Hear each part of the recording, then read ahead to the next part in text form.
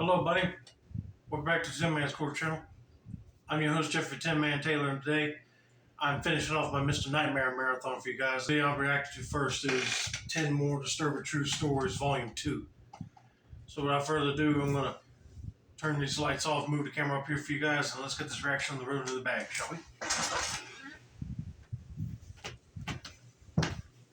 we? Okay, here we go. Okay, that's creepy and disturbing.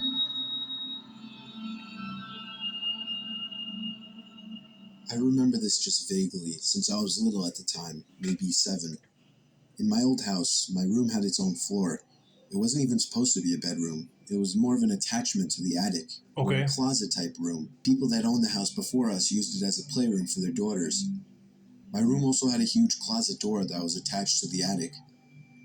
The closet was elevated up so that you would have to climb a set of wooden stairs to get into it. It had a big sliding door, and it was completely packed with toys and other junk from my childhood. You know, I ain't gonna lie, that would have been nice to have in my house, like a little play area I can crawl into through the closet. But I know when it's dark and don't have no light in there, it'll be scary for sure. But perfect for storage spaces, that's for sure, like he mentioned. Since I was little at the time, I always got scared of being so separated from the rest of my family and having that huge closet in my room. Then there was this one night. I was laying in bed, afraid after watching a scary movie with my family. Then I heard the sound of a toy fall over up in the closet. I jumped out of my bed and ran to my parents' room. They told me there was no one in my closet. They saw how afraid I was, so they let me sleep in their room that night. The next night, I had kind of forgotten about it until I heard it again. The sound of a container of Legos spilling out everywhere up in the closet. Again, I ran to my parents' room and told them about it. My dad was starting to grow impatient with me. He reluctantly agreed to let me sleep in their room again. The next day, me and my mom checked the closet, and there it was. A pile of Legos lay on the floor, spilled out of the container. I thought this was proof that somebody was in my closet, but my mom assured me that it simply fell over. That night, my dad locked his door. He said he was tired of my nonsense. Oh my lord, I'd be mad at this dad. I'd be like, it ain't nonsense. You're the man in the house. You're supposed to go up there and check it and make sure nobody was in there. And the mom just said, oh, it was probably the Legos fell over by accident. Well, how would they have fallen over? Was there a gust of wind or a mouse hit the box and it knocked over? I mean, please explain. But I'm still thinking it might be a person actually in there and they don't want to believe it, but they will eventually. I couldn't sleep that night. I lay there completely silent with my young boy imagination running, waiting for another sound to come from the closet. It was probably about an hour before it happened. It broke the silence. The sound of the closet door rolling open with force. The moonlight shining through my window illuminated the figure standing by my closet door. I let out the most horrific, ear-piercing scream you've ever heard, as pure terror swept over my body, a feeling that I still remember today. The figure jumped down from the closet and ran out of my room, and out the front door of my house. My mom ran up to my room in shock, as my dad ran downstairs trying to catch whoever it was, but he never did. The police never caught the man. Now the parents believe that there was somebody in the closet, since they heard somebody running down the hallway and going outside. But what was he doing up there? I don't know, unless he was a burglar and he was hiding up there until everybody went to sleep and figured he can get out quick, but he did not count on that boy being so terrified that he would literally scream. But I'm just glad the parents believe him now instead of them thinking, oh, it's just his imagination. But anyway, let's get to story number 9, shall we? When I was in 8th grade, I went on a school trip that was called the Louisiana Tour. It was mostly going around to significant sites in South Louisiana. One of the places we went to was Myrtle's Plantation, which is considered to be one of the most haunted places in the country. I ain't gonna lie, but if I was down in Louisiana, I wouldn't mind taking one of them tours myself. But to go visit a plantation house is an extra bonus for me because I wouldn't mind looking around old historic places like that. But if it's haunted, I'd be scared to walk in and then, ghosts start messing around and grabbing me and stuff. I'd be like, nope, I'm out. But anyway, let's continue on with this person's story and see what happens next. There are all kinds of stories about the place, but at one point we were standing in a room as a part of a larger group, and the tour guide was talking about something. I don't remember what. As I'm standing there, I start to hear what sounds like someone hitting a piano key. After I heard it a couple times, I started to look around for the source of the sound. I didn't see a piano, but I kept hearing it, so I asked my friends who were standing near me if they heard it. They said no. When I heard it again, I said, there it is again, they must have heard it. They thought I was crazy. So I went back to looking around the room. Everyone's eyes were on the tour guide except for one woman. She caught my eye and pointed at me, and then at her ear with a questioning look. I realized she was asking if I heard it too, and I nodded. At this point, the tour guide starts telling a story about a soldier who had died there, and that he played the piano, and multiple guests had reported hearing him playing in the night. I honestly didn't know what to think. I guess I still don't. I talked to the woman as we were all leaving the room, and she said she heard the exact same thing as me, but her husband and son had not heard it. Some people can hear strange noises that you can't explain, while others won't even pay attention and think you're crazy. I mean, you can't make everybody a believer unless they heard it for themselves. To be honest with you, if I was staying there doing a ghost investigation, I'd be creeped out of my mind if I heard the piano started playing. But then if I heard the story about a soldier playing the piano there, and if he's not an evil entity, then I guess I'll be all right just listening to hear him play. But yeah, that would be creepy for sure if you heard it and nobody else did.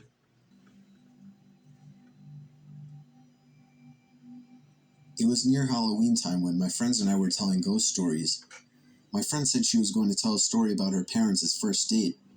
She said she didn't like telling the story since it was actually true, but we prodded her on. To cut to the chase, the parents had a nice, if awkward, first date, and around the time that they would have said goodnight, the male in the situation, who's my friend's dad, suggested that they go for a midnight hike up Provo Canyon. He apparently knew the place, since he had done a fair amount of rock climbing in the area. So the two drove up the mouth of the canyon, got out of their cars, and started hiking under just the light of the stars, since it was a new moon. At some point, the man starts getting a bad feeling, since the pathway ahead, which would pass under some trees, would be dark.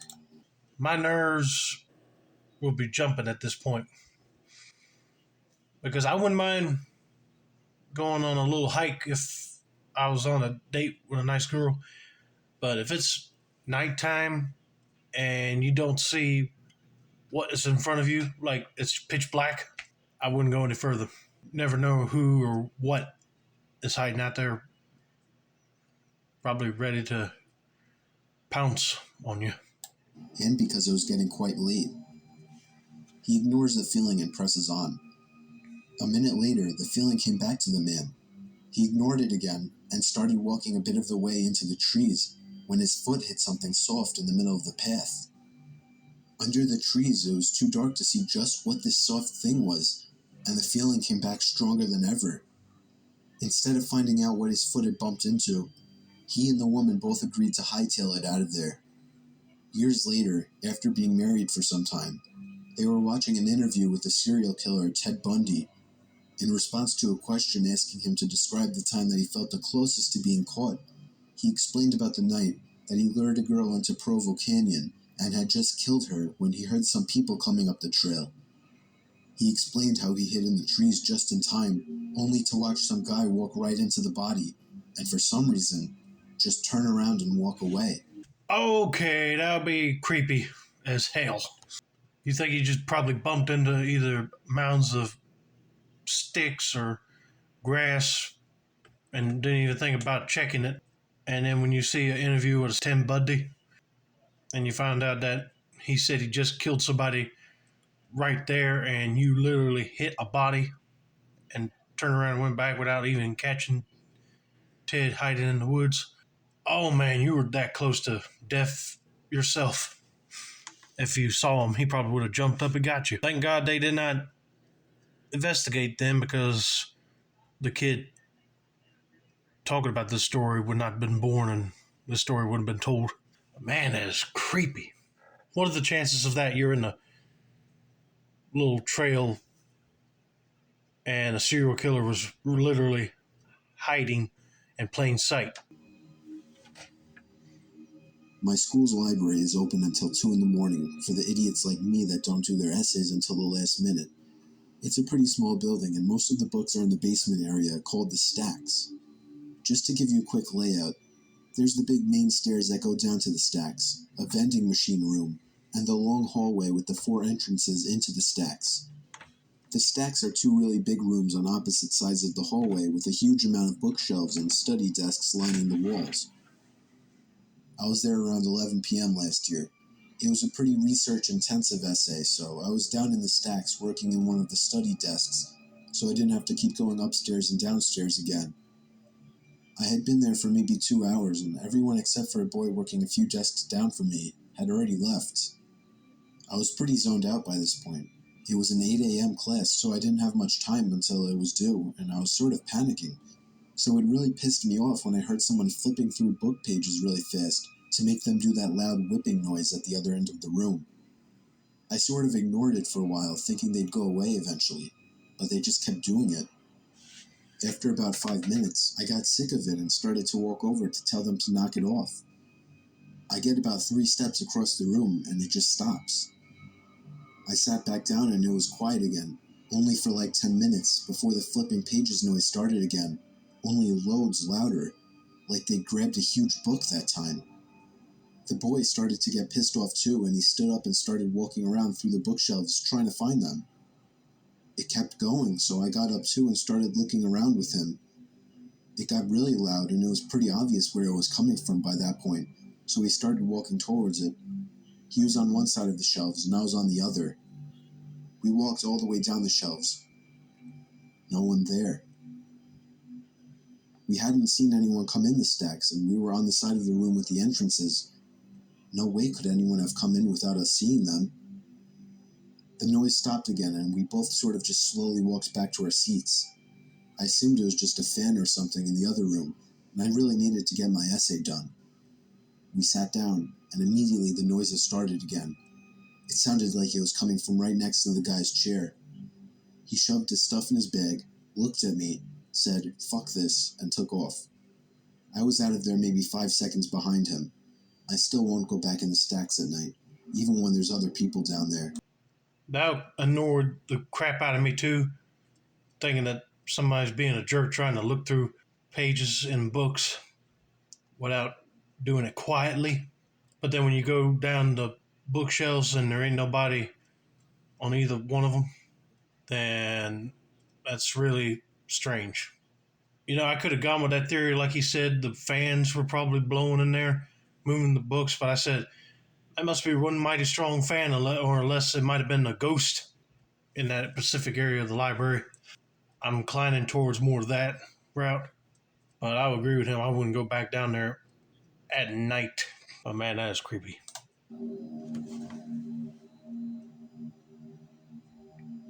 This happened when I still had my fishing boat.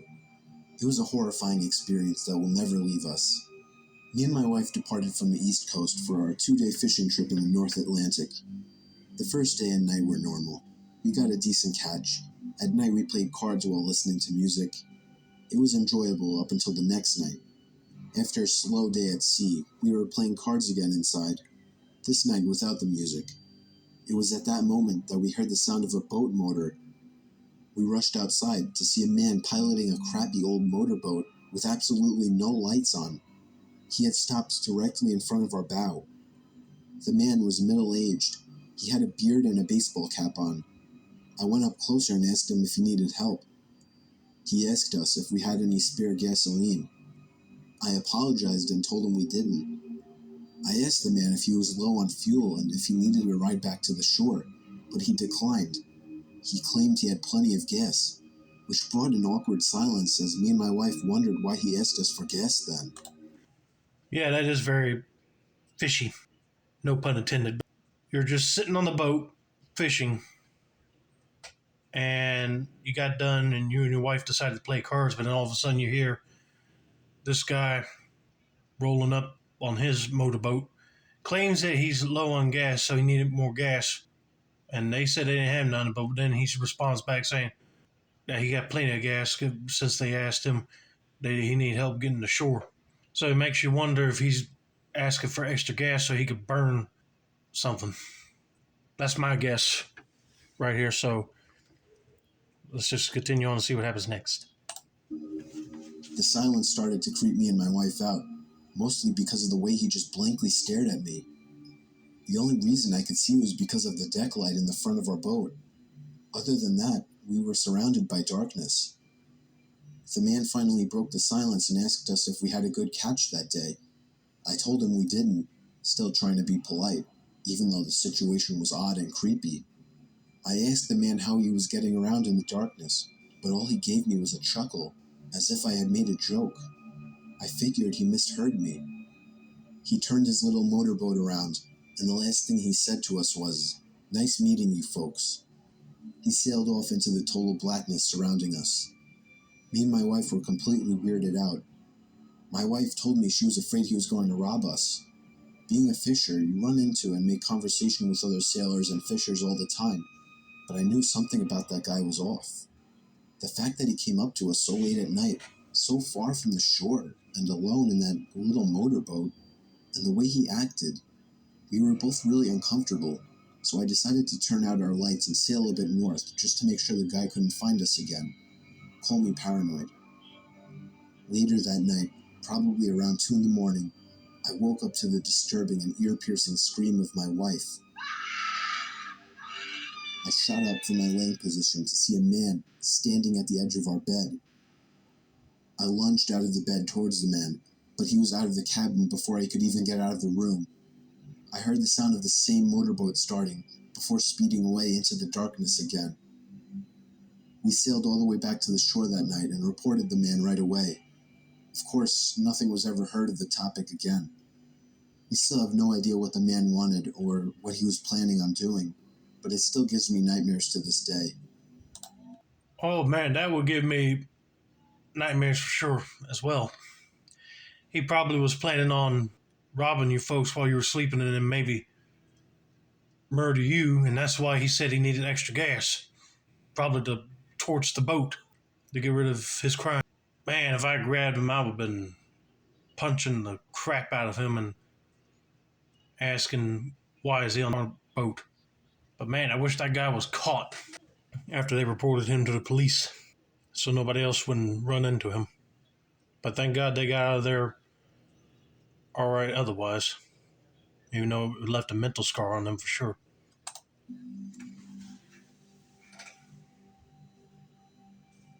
The way my bedroom was laid out was that across the room from my bed, there's a small alcove that does not receive any light because of the closet that's slightly in front of it. So the closet blocks the ceiling light and the ambient light from outside when it's dark. I was in 4th year high school and was trying to sleep but couldn't. You know that feeling like someone's staring at you? I was feeling it. I couldn't shake it, and it just felt like whatever was staring at me had such malicious intent in it. I opened my eyes and my gaze was drawn to that dark corner of the room where I saw a hazy, darker outline in it. I got goosebumps, but thought that it was nothing there. I'm just imagining things. I closed my eyes again, trying to force myself to get sleep, but I can't shake that evil feeling stare. Then there was a creak sound, the sound from somebody putting pressure on the floor. I opened my eyes again, and that shadow thing was in the opposite corner now. All my inner senses went ballistic, and I threw my pillow and blanket over my head as I cried myself to sleep, all while hoping that the thing wouldn't come closer. I know I didn't imagine or dream it, and it still sends chills down my spine to this day. Oh, I believe you.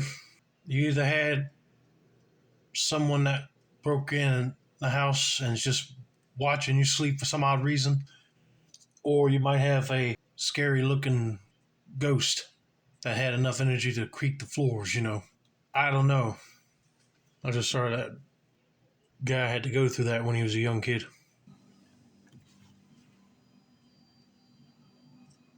It was the first time my family ever went camping together. I was 18 at the time. We probably wouldn't have gone if it weren't for my brother and sister who were still only 11 and happened to be twins. It was mid-July and I was actually excited to do it. We drove all the way out to the country. We didn't go to a camping site. My dad just parked the car on the side of a quiet road, and we hiked about a mile into the woods until we found a small clearing in the woods. We pitched our 2 tents, one for me and my siblings and one for my parents. So come nighttime, I couldn't sleep at all. Trying to fall asleep in that sleeping bag was like trying to fall asleep on the grass. I just couldn't get to sleep. I spun around and tried to make myself comfortable for hours. My little brother and sister had been asleep for a long time at that point, and then I heard the sound of the zipper to the tent zipping down.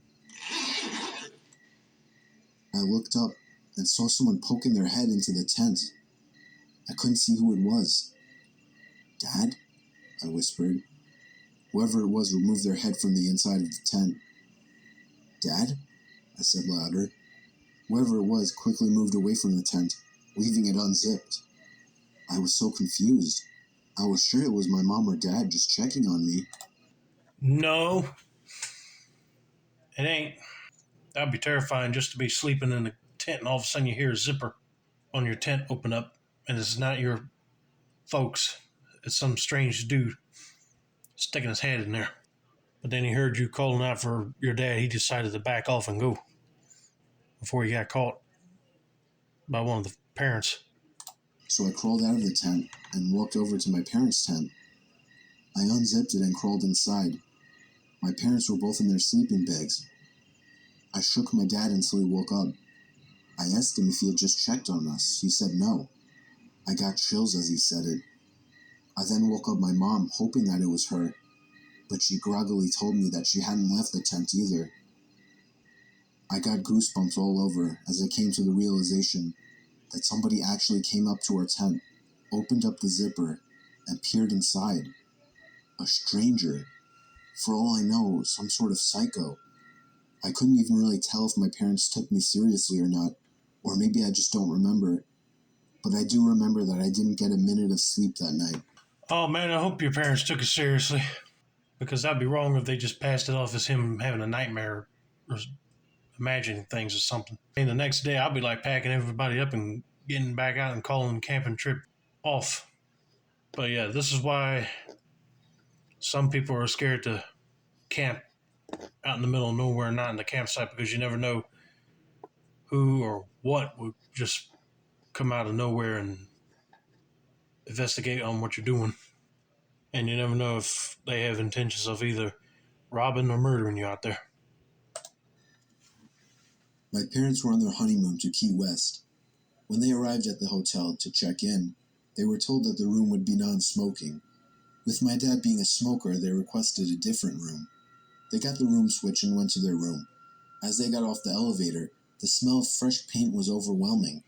Down the hall there was a painter with all necessary supplies laid out around him as he was painting the wall. As my parents walked past him, they casually greeted him, and the painter had absolutely no acknowledgement of their presence. Whatever. When they got to their room, the smell of paint was even worse in there. So bad it wasn't even bearable, so they decided to go to the front desk to change rooms.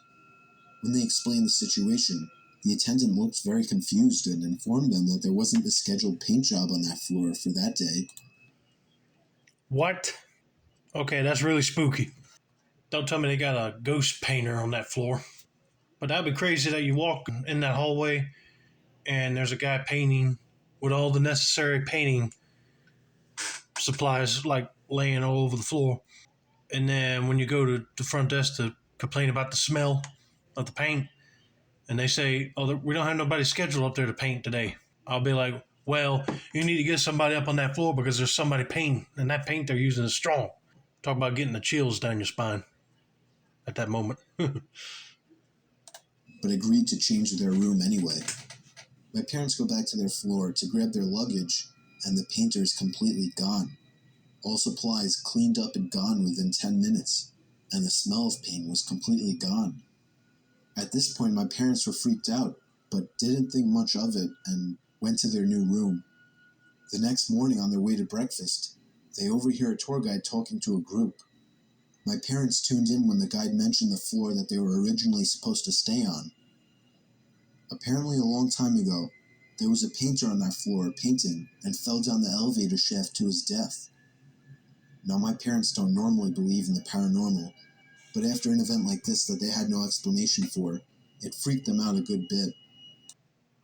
Yep, they just bear witness to a ghost, but that'd be kind of rude that it did not even try to communicate with them, unless it was that painter's ghost was more focused on finishing his job. That's why he came back. Probably don't think he's dead. But man, I wonder how many other people have bear witness to that happening. Now, it would be scary if they had security cameras on that floor and they started filming him paint the walls. And then when people go near him, it's just like gone. All of a sudden. It would be more crazy if they tell the guests that they see you talking to somebody, but nobody's there. I know they probably won't go to that hotel ever again after hearing the story about the dead painter.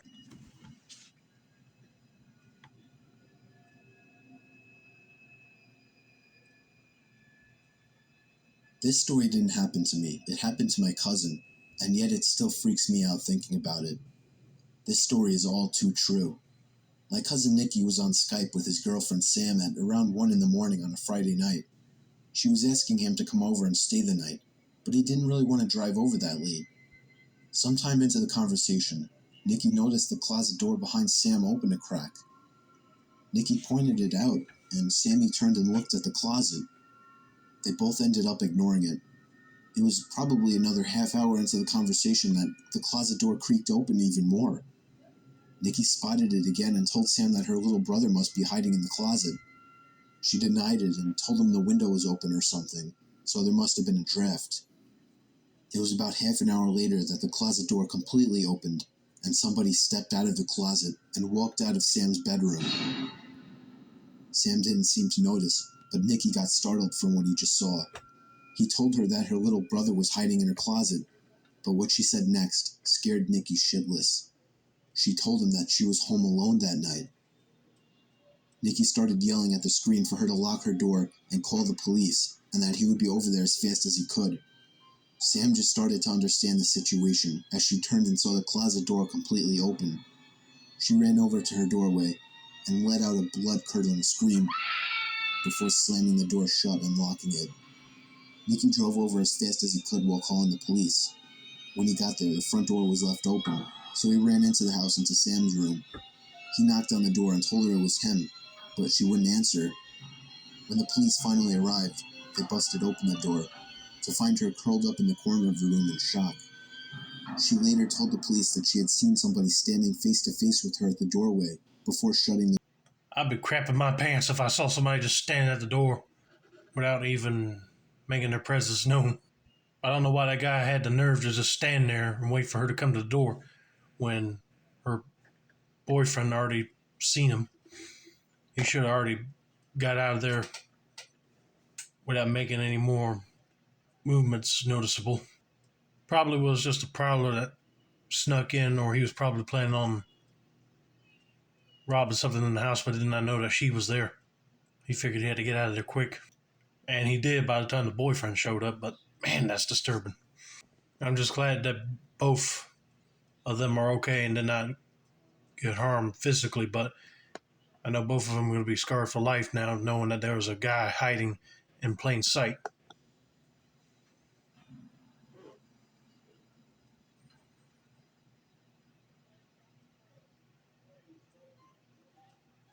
It was a dark and stormy night, the kind of stormy that I loved, thunder and lightning roaring. So I was staying up late watching movies. I lived with my dad, but he wasn't home that night. He was working nights. Anyway, after I finished watching the movie Forrest Gump for the 100th time, I decided 2 a.m. was a good time to get some shut-eye. I loved going to sleep during thunderstorms. It was just enjoyable to listen to. But suddenly, I heard the sound of something hitting my window. It wasn't the sound of rain hitting the window, but in such a big storm I didn't think much of it and put my head back down. Hey, I'll be checking out the window myself because that ain't normal for rain to just build up and just start hitting the window unless it was hail. But me personally, I have trouble sleeping in thunderstorms because you always hear them big loud claps of thunder and they always startle the crap out of me. But then I have to try to focus on closing my eyes and not even paying attention to it. Then I get to sleep faster that way.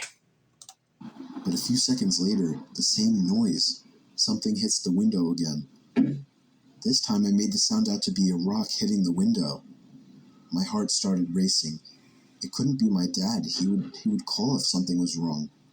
Another rock hits the window. I found myself glued to my bed. I didn't want to look out the window, but whoever was outside surely knew I was up there. I had just turned the TV off. They could have seen the bright glare through the window. I just decided if I ignored it, they would go away. Another rock hit the window, and then another. It was getting faster. The rain started to lighten up, and that's when I heard the sound of a truck engine running down in the street. A much louder thump to the window was where I drew the line. I got out of my bed planning to call the cops. I ran down the stairs towards the phone, but as I passed the front door, I saw something. Something through the glass window at the top of the door. It was the face of a person looking through to me. It seemed like they had a smile on their face. I sprinted to the kitchen and called the police. They said there was an officer nearby, and they should be there shortly. Whoever was at the door started fiddling with the doorknob and eventually ramming into it, trying to bust it open. I grabbed a knife for protection and yelled that the police were coming, before running back upstairs to my room. After about a minute, the ramming to the door stopped, and there were no more rocks hitting my window. I still didn't dare to look out the window, but I remember hearing the sound of the truck drive off. A few minutes later, I heard the sound of a police siren outside, and moments later, the doorbell rang. I explained everything to the officer. I described the face as best as I could. Unfortunately, I couldn't provide him any information about the vehicle. If only I had looked out the window. I still regret not taking a quick look. There was never enough info for the police to catch these people. Not sure if they had intention of robbing my house, or much worse. I don't think they were planning on robbing your house. If they were, they wouldn't be making any noise against the window like that. But they probably were trying to scare the living daylights out of this kid. But he should have taken the time to see who was throwing either rocks or something else at the window just to get his attention and see what the vehicle they were driving looked like. Because then he could have gave that information to the officers and got it quicker. But anyway, I hope you guys enjoyed this video. Don't forget to like, subscribe, turn on post notifications for more Mr. Nightmare content like this. This has been another successful installment of the Tin Man Sport Channel. I'm your host, Jeffrey Tin Man Taylor, and I said that's a wrap, and have a nice day, buddy.